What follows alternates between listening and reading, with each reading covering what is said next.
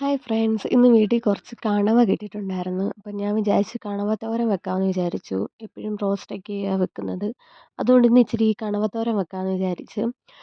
അങ്ങനെ കണവയെല്ലാം ഞാൻ നല്ലോണം ക്ലീൻ ചെയ്ത് ഇങ്ങനെ റൗണ്ട് ഷേപ്പിലാണ് കേട്ടോ അരിയുന്നത്. അപ്പം നല്ല രസം അത് കാണാൻ വേണ്ടിയിട്ട്. എന്നിട്ട് കുറച്ച് ചുവന്നുള്ളി, ഇഞ്ചി, പച്ചമുളക്, വെളുത്തുള്ളി, തക്കാളി. നമ്മുടെ കണവ എത്രയുണ്ടോ അതിനനുസരിച്ചിട്ട് ചേർത്താൽ മതി. അതെല്ലാം എടുത്തിട്ട് നല്ലതുപോലെ ഞാൻ ഇടികല്ല് വെച്ചിട്ട് ഇടിച്ചിട്ടുണ്ട്. ചതച്ചെടുത്തിട്ടുണ്ട്. എന്നിട്ട് മുളക് പൊടി, കുറച്ച് മല്ലിപ്പൊടി, ഗരം മസാല, മഞ്ഞൾപ്പൊടി, ഉപ്പ്, കുരുമുളക് പൊടി. നമ്മൾ മീൻ വറുക്കാൻ വേണ്ടി ചേർക്കുന്ന മസാല ഐറ്റംസ് തന്നെയാണ്. ഇതെല്ലാം കൂടെ ആ കണവയ്ക്കകത്തോട്ട് നല്ലതുപോലെ പുരട്ടി വെക്കണം. കുറച്ച് വിനാഗിറും കൂടെ ചേർക്കണം കേട്ടോ. ഒരു ഒരു ഒരടപ്പാളം ചേർത്താൽ മതി.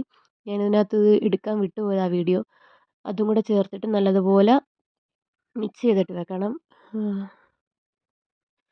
എന്നിട്ട് കുറച്ച് തേങ്ങ തിരുവിയതും, കുറച്ച് വറ്റൽമുളക്, കുറച്ച് മഞ്ഞൾപ്പൊടി, പെരുംജീരകമല്ല നല്ല ജീരകം, ചെറുജീരകപ്പൊടിയും കൂടെ ഒന്ന് ജസ്റ്റ് ഒരടി അടിച്ചെടുത്താൽ മതി. ഒന്നോ രണ്ടോ അടി എന്ന് വെച്ചാൽ തേങ്ങ ഒരുപാട് അരഞ്ഞു പോകരുത്. എന്നാൽ അരയാതിരിക്കുകയും ചെയ്യരുത്. ആ ഒരു ലെവലിൽ.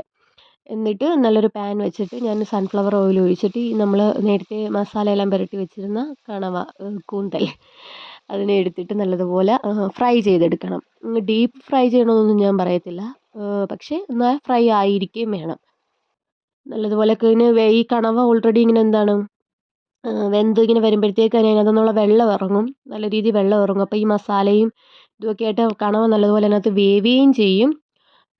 നല്ല ഫ്രൈ ആയിട്ട് നമുക്ക് കിട്ടുകയും ചെയ്യും. അടിപൊളിയായിട്ട് കിട്ടും സാധനം. എന്നിട്ട് അതേ സെയിം പാനിലേക്ക് തന്നെയാണ് ഞാൻ കുറച്ച് വെളിച്ചെണ്ണ ഒഴിച്ചിട്ട് കുറച്ച് കടുകും കുറച്ച് ഉലുവായും കൂടെ ഇടുന്നുണ്ട് കേട്ടോ. ഉലുവ ഇടുമോയെന്ന് ചോദിച്ചാൽ ഞാൻ ഇടാറുണ്ട് എൻ്റെ കറികൾക്കൊക്കെ. കുറച്ച് ഉലുവായും കുറച്ച് കടുകും കൂടെ ഇട്ട് അത് പൊട്ടി വരുമ്പോഴത്തേക്കും നമ്മൾ നേരത്തെ ചതച്ച് വെച്ചിരുന്ന തക്കാളി, പച്ചമുളക്, വെളുത്തുള്ളി, ഇഞ്ചി, സവാള, കൊച്ചുള്ളി ഇതെല്ലാം കൂടെ നല്ലതുപോലെ ഒന്ന് ആ എണ്ണയ്ക്കകത്ത് കിടന്നിട്ടൊന്ന് ഒന്ന് വാടി വരണം. നല്ല അത് ഈ ഒരു രീതിയിലൊക്കെ വാടി വരുമ്പോഴത്തേക്കും ഞാൻ കുറച്ച് ഗരം മസാല ഇട്ട് കൊടുക്കുന്നുണ്ട്. അപ്പോൾ നിങ്ങൾ വിചാരിക്കും തോരന് ഗരം മസാല ഇട്ട് കൊടുക്കുമോയെന്ന്. എൻ്റെ തോരനിൽ ഇട്ട് കൊടുക്കും.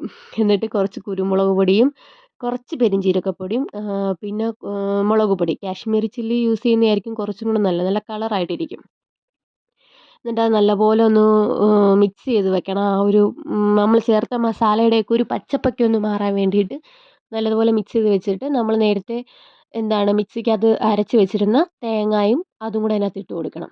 ഇട്ട് കൊടുത്ത് കണവയും ഇട്ട് കൊടുത്ത് നല്ല രീതിയിൽ ചെറു തീക്കകത്തിട്ട് നല്ലതുപോലെ ഇങ്ങനെ മൊരിച്ചെടുക്കണം.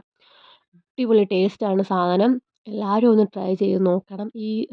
കണവ നല്ലതുപോലെ മസാലയൊക്കെ പിടിച്ച് സൂപ്പറായിട്ടാണ്. മസ്റ്റ് ട്രൈ ആണ് കേട്ടോ.